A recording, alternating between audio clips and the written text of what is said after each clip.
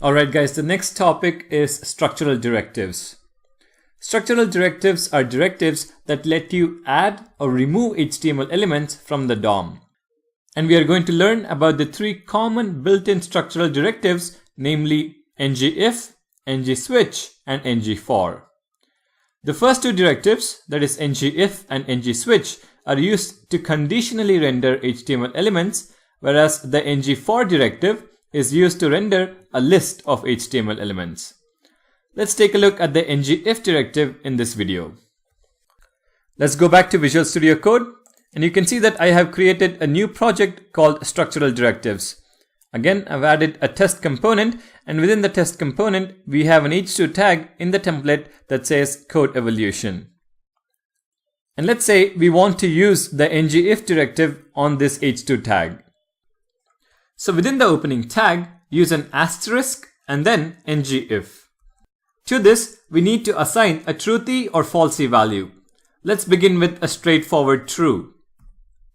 So now if we save this and take a look at the browser, we can see code evolution. And if I inspect the element, you can see the h2 tag within this app test HTML tag. Now back in our code, if I change true to false, save this and take a look at the browser, code evolution is not visible anymore. And what you need to keep in mind is that the h2 element is removed from the DOM itself. So in the elements panel, you cannot identify h2 tag within app test HTML element. And this is different from setting the CSS display property to none, in which case you will still be able to see the element in the DOM. Alright, this is the basic usage of ngIf directive. Star ngIf, assign a truthy or falsy value, and that conditionally renders that particular HTML element. However, setting true or false on the right hand side is of not much use. So let's assign a property value instead. I'm going to create a new property called displayName and set it to true. And to the directive, I'm going to assign displayName. Now if you save this and take a look at the browser, you can see code evolution. And if I change displayName to false, code evolution is not displayed anymore.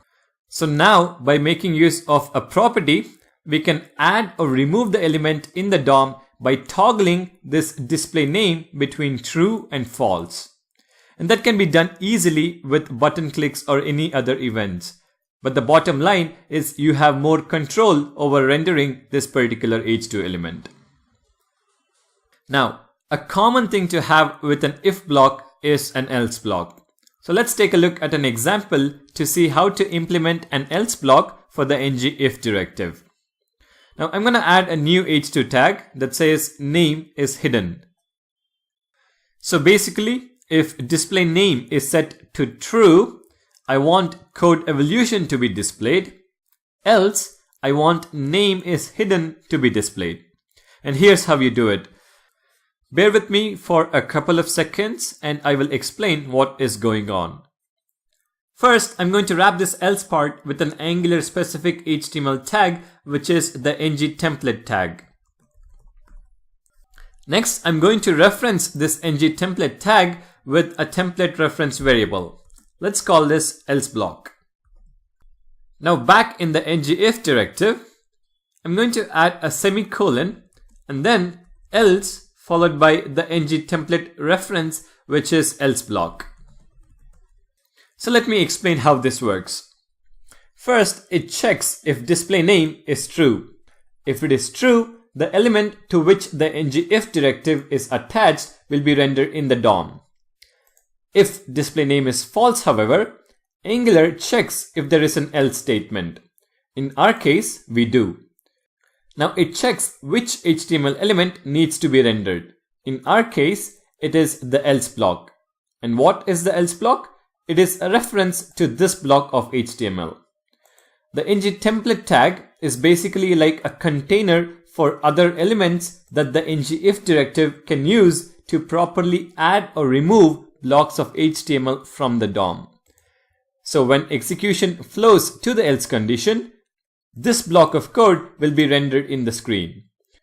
So if we save this and take a look at the browser, you can see that name is hidden, which is the else block in our example is rendered in the browser. Alright, next let's take a look at another syntax that Angular provides for the ngIf directive. Now if you notice, the directive is in line with the HTML block that needs to be conditionally rendered. But with the alternate syntax, you can have the directive in a separate tag. So let me show you an example. First, I'll create the if block and the else block that has to be rendered. And again, we use the ngTemplate tag. Now for the if block, I've given a template reference variable of then block. And for the else block, I've given a reference variable else block. Let's add HTML to both these blocks. Code evolution for the if block, hidden for the else block. Now we can add a new HTML tag that contains the ngIf directive. So let's add a div tag and then the ngIf directive, so star ngIf. To this we assign a value, and this is going to be display name. Now after this, we are going to add a semicolon followed by the keyword then, and then block. Semicolon again, else block. And here's how you read it.